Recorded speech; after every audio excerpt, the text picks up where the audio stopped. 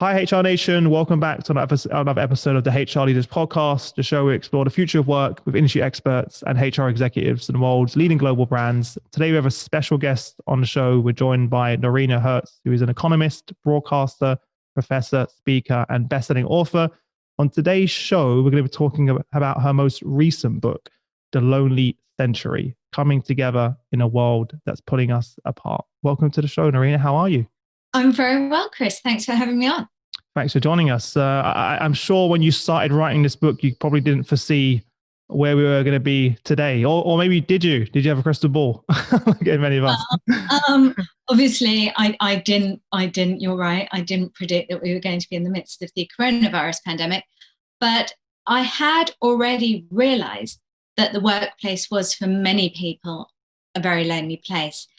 In fact, even before the pandemic struck, 40% of office workers said that they felt lonely at work. In the UK, 60% of office workers felt that they did so. In the US, almost 1 in 5 people say before the pandemic that they didn't have a single friend at work. Really?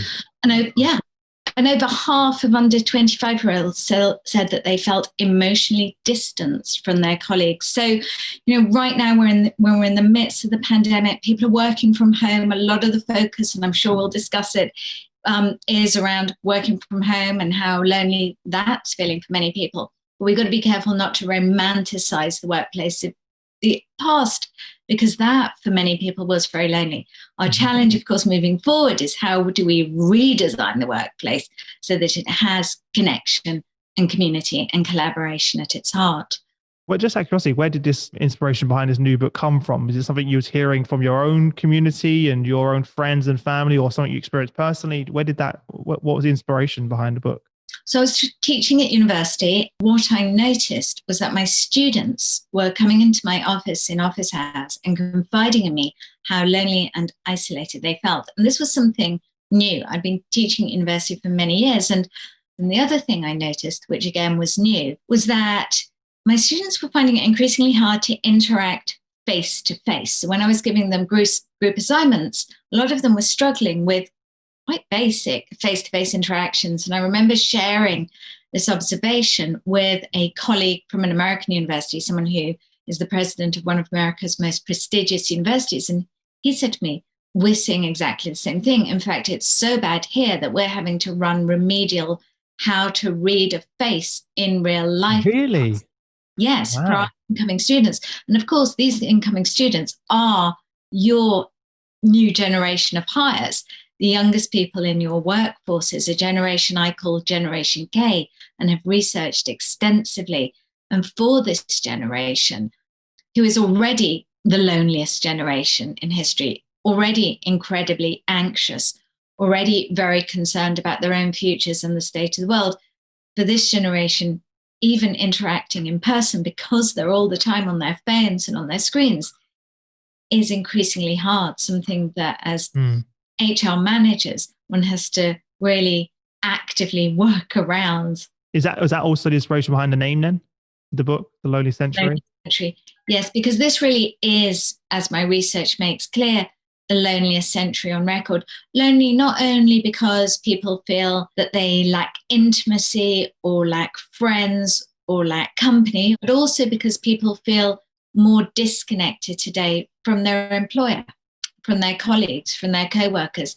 People feel less supported, whether it's by their family, their friends, the state, or by work. And that's why this is the loneliest century we've seen. How did we get here then? What's kind of led us to this now being the loneliest century? So a number of drivers. Our smartphones are clearly part of the problem. Perma-connected, yet perma-distracted. We're together and yet we're alone. We've all been guilty of it.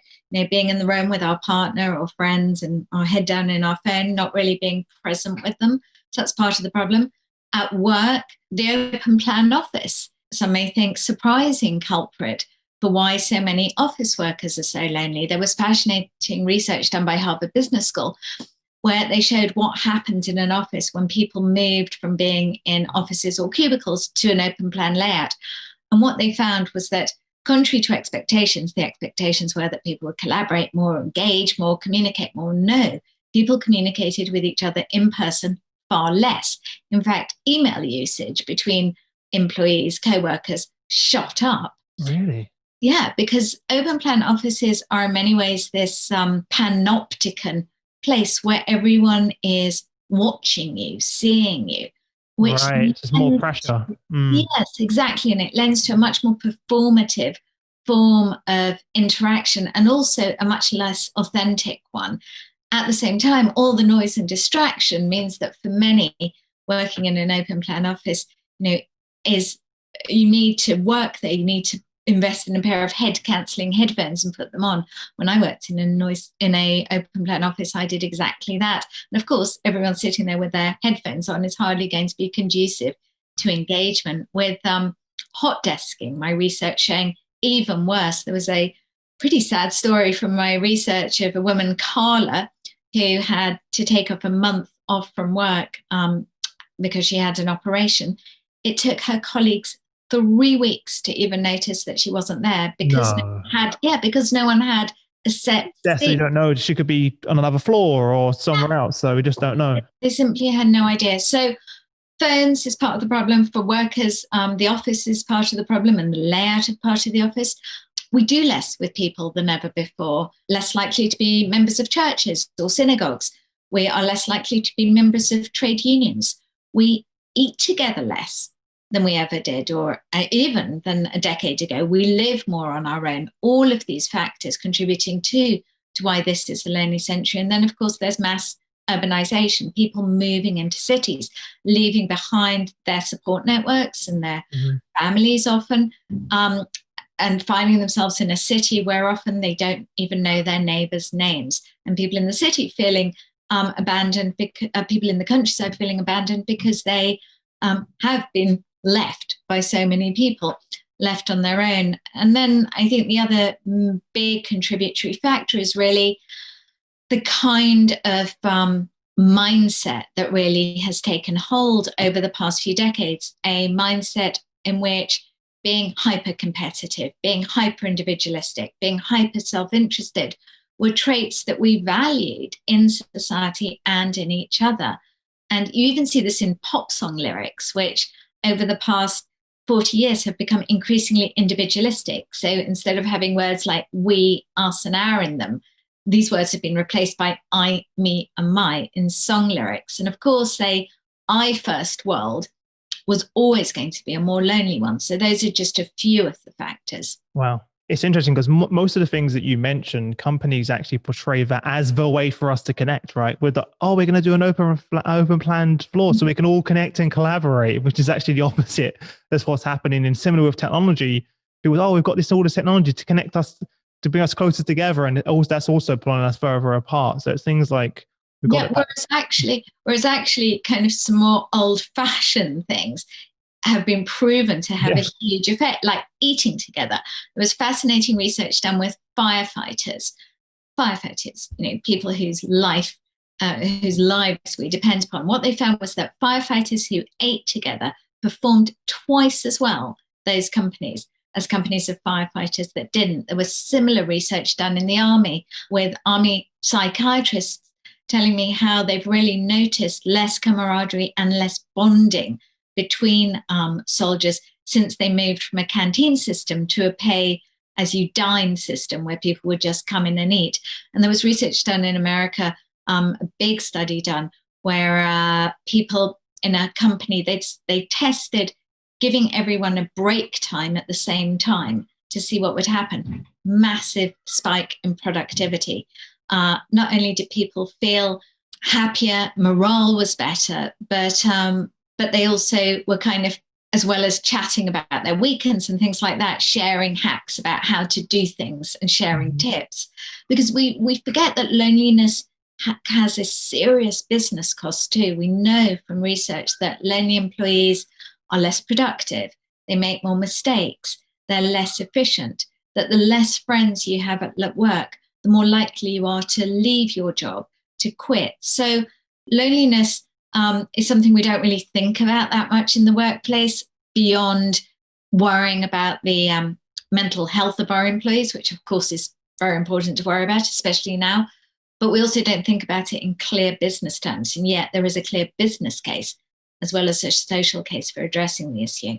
You made some really interesting points there. And I was thinking about my previous roles and current role in leading my team. And one of the most effective things that we did to build the connection and the culture of our team is once a month we'd get we'd do a big meal together where everyone on the team would bring a piece of food that represents their cultural heritage.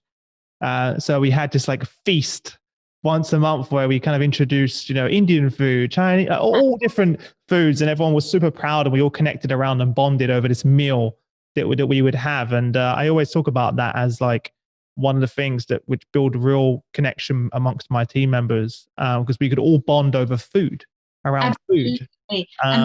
Yeah. I love that. I love that story. And it really chimes with a lot of research that I've seen about the role that eating together, cooking together, pairing food together can play, but also that point about bringing your own story and heritage and identity to the table in that sort of way, and being able to discuss and share difference as well, which is also something that can be incredibly rewarding and create much more authentic relationships.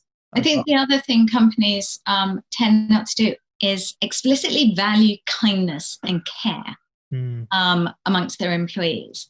And these kind of viewed as a much softer skill, often viewed in kind of a gendered sense, kindness, hasn't really been valued. In fact, in my research, I did a analysis of jobs that specifically ask for qualities like kindness and care, and they pay significantly below the market average.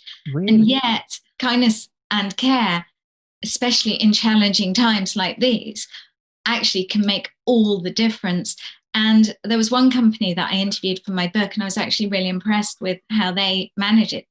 Cisco, the big American technology company, what they do is they explicitly reward kindness and collaboration. And anyone within the company at any level, so it could be the receptionist or the CEO, can nominate anyone else in the company being especially kind or helpful. And the person nominated gets anywhere between $100,000 to $10,000, depending on what they did. And they have this real culture of rewarding kindness. And you're rewarding that behavior, so you're going to get more of it, right? Absolutely. And perhaps unsurprisingly, they were recently voted as the best company in the world to work for. So, it can really pay off, this sort of behavior. But I think being lonely is also about feeling invisible. I think there's a lot more that companies can do on that front. I think one of the challenges now with working from home is that a lot of people are not only finding it hard and feeling really emotionally drained, but they're increasingly worried that they're not kind of visible with their managers, with the people they report to. They're not being seen. And I think companies now and beyond can do a lot better on that front too. And some companies are doing some really good work around virtual town halls right now, or also kind of really thoughtful listening exercises with their employees. Because as we think about how to redesign the workplace, I really don't believe this should be a top-down initiative coming from management. I really think this is something that organizations would be well served to co-create with their employees and really bring them into that redesign process. One of the things we spoke about at last week's summit was moving from employer choice to employee choice. On lines of what you just said there, it's super important that we listen from the bottom upwards as opposed to the top down, especially right now. You've done a lot of research for the book, and I'm just wondering, what was the thing that surprised you most? I think it was probably that the young are the loneliest generation. So this generation that I call Generation K, so kind of 15 to 26-year-olds are actually the loneliest generation that we have, because we do think of loneliness as being something predominantly that affects and afflicts elderly people, and the elderly can be very lonely. 2 in 5 elderly people in the UK, their main company is their television or pet. But the young are really lonely, and I think that was more surprising, even though I'd had my own anecdotal experience of this. I think seeing that in the research, and also how extensive loneliness was. In America, I came across people who were so lonely they were renting friends. I saw that in the book, and I didn't have rent a friend. Yeah, I actually tried it out.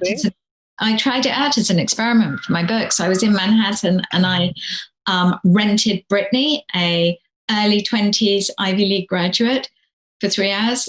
She was my friend for 3 hours. What does that mean? What does that look like? We had coffee, we chatted, we walked into a bookshop, we went into a clothes shop, we tried on hats. Physically together? Yeah. And like we would meet, like you would meet a mate. And at times I even forgot that I was paying her, because it was like having a fun new friend. Not an old friend, but a fun new friend. Somebody who was like a honeymoon period with your friend. Yeah. Someone who's always laughing at your jokes. Well, at $40 an hour should better be. And and then suddenly we're in the shop, and my 3 hours is up, and we're in the clothes shop, and she turns around to me and she goes, "Okay, time's up. $120, please." But when I asked her, what was really interesting, when I asked her, who are the main people who rent you? She said 30 to 40-year-old professionals working mainly in finance, consulting, or technology. People who've typically moved to Manhattan, don't have a support network, working really long hours, and don't have time to invest in making friends. And so there's, come an evening, they want to go to the movies with someone, they want to have dinner with someone, and they don't have that someone, and so they're renting a friend. And even more extreme, I met Carl in my research. Carl is a media executive earning 6 figures in Los Angeles. I met with him. He is so lonely. He's not renting a friend, he is paying to be cuddled. And I established, this isn't a sexual thing. Like, he is so lonely. Connection and comfort. Yeah, that connection and comfort. And when I found out how much he was spending on it, I said, how can you afford it? I mean, you've got a good job, but how can you afford this? And this was the heartbreaking bit. He said, "I'm living in my car."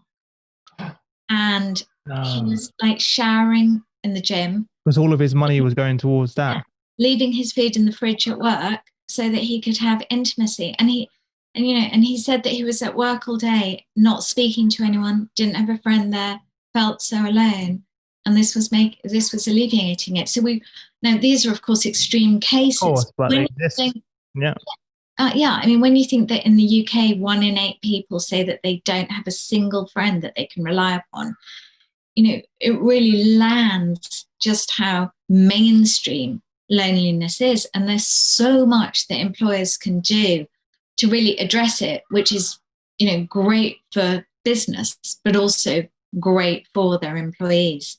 I want to share a story which is quite close to my to my heart, but I don't want to mention names. But one of my close friends, we could see, was really struggling, drinking a lot of alcohol, mainly alcohol, just until he was paralytic, basically passing out. There was even a case recently where he came over to my house and he just kind of drunk himself till he passed out, and I was just like, wow, there's something wrong. There's an underlying issue here. Yeah. And when we finally kind of sat down with him and said, as all of his friends, we kind of got together and was like, we need to be here to support you, what it was. And of all the things that I expected him to come out with, he was like, "It's just me." And was like, "What do you mean it's just you?" And it's like, "It's just me." And he just kept saying it over and over again whilst crying. And this is someone who's in our circle of friends, very strong. You would never, ever think that this person was suffering in this way. And essentially what he was saying was, I'm alone. I'm alone my whole life. It's just me. And that was his whole world. His whole world was, even though he had all these friends around him, and in his head, he's like, I'm completely alone. Yes. No one cares for me, about me. I'm alone. And that was just like kind of a real eye-opening moment for me, to think that if that person's suffering, I'm sure there's so many more people that are out there that are feeling exactly the same way. And the fact that he was, turning to alcohol and drugs and stuff like that to kind of just cope with being alone, in his mind, being alone, was like, and that was only a few weeks ago. And it's like, proper. It's taken a, yeah. It was rough for us to, especially of us to hear that, as we thought we were there for him, but we clearly, in his mind, we wasn't. And that was quite hard to hear. That's a really moving story, and unfortunately, what we've seen during lockdown and over the past few months is a really significant rise in people suffering from anxiety, depression, and loneliness specifically, and actually especially young people and women, actually. Not that men obviously can't be afflicted too. And I think we shouldn't underestimate the challenge that working from home is posing to so many people, because, I think there was an initial euphoria among many. Quite quickly, didn't it? Everyone was like, hey, this is great. And all of a sudden, 2 months in, everyone's like, what? This isn't what I thought it was. People are really missing those water cooler moments, the coffee at work, just even those micro exchanges with people, which we know from research can make a huge difference to how somebody feels. And video is just not as good a format as face-to-face interactions. We're making the best of it and we're doing our Zoom calls, but it's really not as good qualitatively. In fact, when we're face-to-face, what happens is when we're with someone, and let's say they smile, or let's say they look sad, not only do we see it, but our brain waves actually mimic it. It's called the empathy effect, and our brain waves actually mimic it. And when you're looking at someone on screen, because there's a lag and because the picture is a bit distorted and etc., what happens is our brains don't have that same synchronicity. And so we just don't feel as empathetic when we're looking at somebody on screen. And so, I know some companies are viewing this moment as, looking at it as great. People are working from home, productivity seems to be doing okay. We can slash our physical footprint and have a massive real estate saving. But I would caution making these decisions, really quickly now, because firstly, I don't believe this is the new normal. People are creatures of togetherness. We are hardwired to be together physically in person.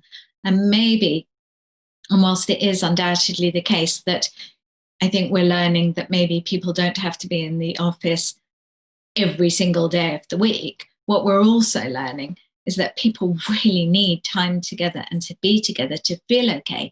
And also, in fact, to innovate, to be creative, to experiment together. And we're seeing that things like innovation and creativity are significantly suffering as people are forced to work remotely.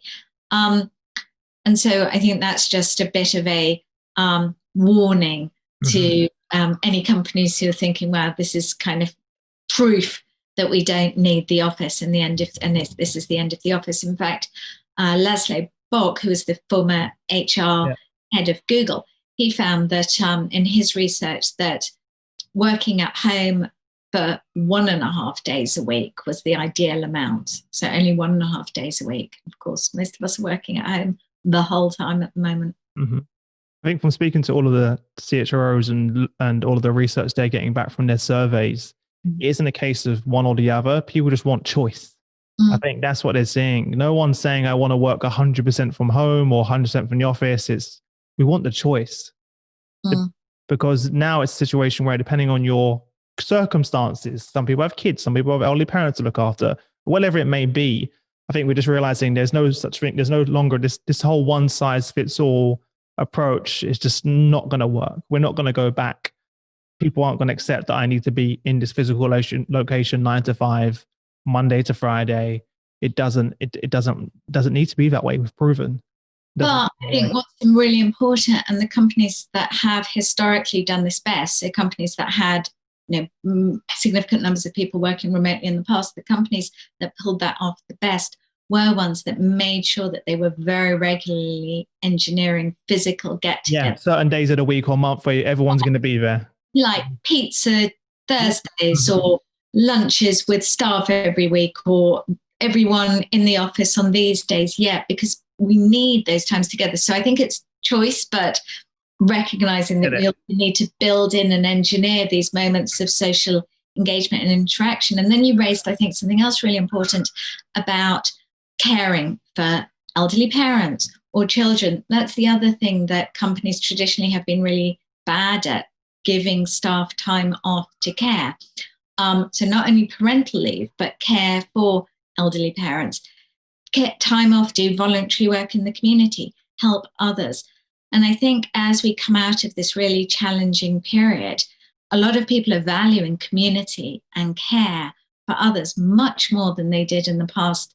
And I think if companies want to really differentiate themselves and be seen as good employers, I think it's not only about caring for your employees whilst they're at work. I think it's also about giving your employees time off to care for others. I think that's really important too. Yeah, very, very important. On that point, Neil, what are some of the other things we can do then to help reduce loneliness for ourselves and our communities? What are some practical things that we can do? Yeah. So for ourselves, put down our phones more, be more present with each other when we're with each other, for sure. Support our local communities more, buy more in our local shops, show up at local community events, initiate community events. If we're a company, what can we do within our own community? Whether it's if you're a B2C business, is there things you could be doing with your customers in your local community? But also, of course, what could your employees be doing with your local community? Value care and kindness more, whether it is when it comes to our partner or our colleague. And also consciously reach out to someone in our own network who might be lonely, whether it is at work or whether it is in our private lives. And, just picking up the phone to them, saying that we see them. If you're a manager, checking in with them regularly, especially now when a lot of people need more one-on-one check-ins, do that, be there for people, because especially right now, these are challenging times. And I think employers can play a really crucial role in helping people get through this. But I think also actively seeking out your employees' thoughts and ideas as you think about redesigning the workplace. A lot of companies right now are going through their redesigning the workplace, thinking about the future of the workplace exercise. And how do you really make sure that from the bottom of your organization all the way through, people's ideas are being solicited and heard? We talked earlier about the need to listen, but there's also a real opportunity now to co-create a new kind of workplace that is really fit for purpose for the 21st century. We went to technology as well. I just want to jump back there for a second, because at the moment, this is in many ways the only way we can connect. Is there anything we can do? We're all Teams, Zoom, wherever it may be, right? Is there anything particular we can do to make that a better experience and more inclusive? So, and I'm glad that you used the word inclusive, because different people handle Zoom in different ways. For some people, it's really a very, very horrific experience. And, they don't want to see themselves on camera.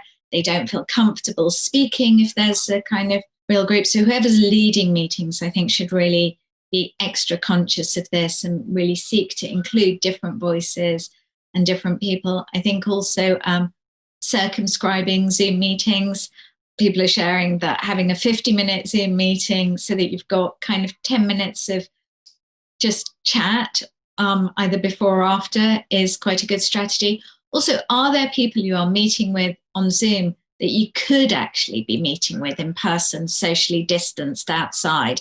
I mean, it may be that there's a colleague or a customer or someone who you think maybe you could only be interacting with by Zoom, but actually might live quite near you, who you could go and meet up with. And we almost now have defaulted to Zoom. You haven't even considered the other. I've got a good example, Noreena. So last week, our last panel, we had 5 chief HR officers all in the UK that were leading the last panel.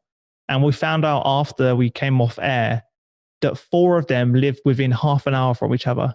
So there they are on this call, sharing all these challenges, and they're both, chief HR officers of these huge global brands. They all live within 30 minutes of each other. No idea. And now they're actually arranging to do a meetup, a socially distanced meetup, but they're like, oh my God, we live so close to each other. And they didn't, obviously, neither of them even considered asking, where are you located? I asked a question and said to one of them, where are you located? They answered. And then the other three were like, oh, we're around the corner. And now they're going to meet each other. So exactly. Yeah, we don't even think to ask. And maybe that's something companies could do. Like, people obviously could opt in, because not everyone would want others to know. But, you could say, I want to opt into this. I would like to know who lives within a 2-mile radius. And that could be a great way of getting people to be able to meet up and feel less lonely in this period. And I think also respecting that, I know some companies are quite draconian about, you have to have the camera on in meetings and things, but and I get that, because they don't want to feel that people are doing their social media whilst the call's on. And yet I think at the same time, we do need to respect that for some people, being on camera really is a really uncomfortable experience, and kind of, I think, navigating that sensitively as well is quite important. And also recognizing that different people are having very different experiences of working from home. If you're living in a cramped flat with kids running around and noise, that's going to be a very different experience. Or if you're living on your own and feeling very lonely, that's going to be a very different experience from if you're management living in a nice big house and have a nice office of your own. So I think also being really mindful of the different experiences people are having. Is anything that we've missed, Noreena, that you think super important to share with everyone? I mean, I think we've covered so much. Yeah. It's actually been a brilliant interview. But I think basically, it's about recognizing that coming together is a benefit for businesses, and working to help employees feel less lonely and more connected to each other does positively impact the business, the bottom line. And with that as the starting point, because I know that HR directors, when they're making cases for investing in things, they need to show the ROI. So, there is a clear ROI here, recognizing that, and then really thinking about, how can we make our employees feel more cared for? How can we make our employees feel more visible, feel more seen? How can we help our employees do more things together, either virtually for now, but when we're back in the office? And how can we include our employees up and down the organization when it comes to rethinking the workplace as we come out of this crisis? Mm-hmm. I think companies that live to those values and that also explicitly value kindness and care will be setting themselves up especially well for the future and the opportunities as well as the challenges ahead. Well, look, Noreena, thank you so much. I feel like we can have another half an hour, but we've got to wrap it up at some point. But thank you so much for taking the time to share your experience. And I think your work and book is more important now more than ever. So for everyone listening, make sure you go and grab a coffee. If there's anything else, if there's sort of one parting piece of advice, Noreena, what would that be? And then where's the best place for everyone to connect with you if they want to say hello, grab a copy of the book, etc.? Sure. Well, I'd be very happy to engage with any viewers offline, so or of this recording. So please contact me via my website, which is www.noreena.com. My book, The Lonely Century, can be bought at all good bookshops and also, of course, online through booksellers like Amazon. And if there's one parting thought, thinking about where we're at right now and entering another period of restrictions on meeting together, really think about who you might be able to reach out to, who you might be able to help, who might be lonely, who you know, and do pick up the phone to them. Do arrange to meet them for a socially distanced meetup. Just be there for them, whether they are someone you don't know very well, a colleague at work, or a friend. Fantastic. Well, look, thanks so much again. And for everyone listening, If you're new, please like, comment, and share. We want to impact as many people as possible. So take a second to wherever you're listening to share this with a colleague, a friend, as well, because it could really help them as well. Definitely grab a copy of the book and get in contact with Noreena. Follow Noreena on LinkedIn as well. Apart from that, we'll let you all go. But Noreena, it's a pleasure, and look forward to speaking to you again soon. Okay? Thank you for having me, Chris. See ya. Bye.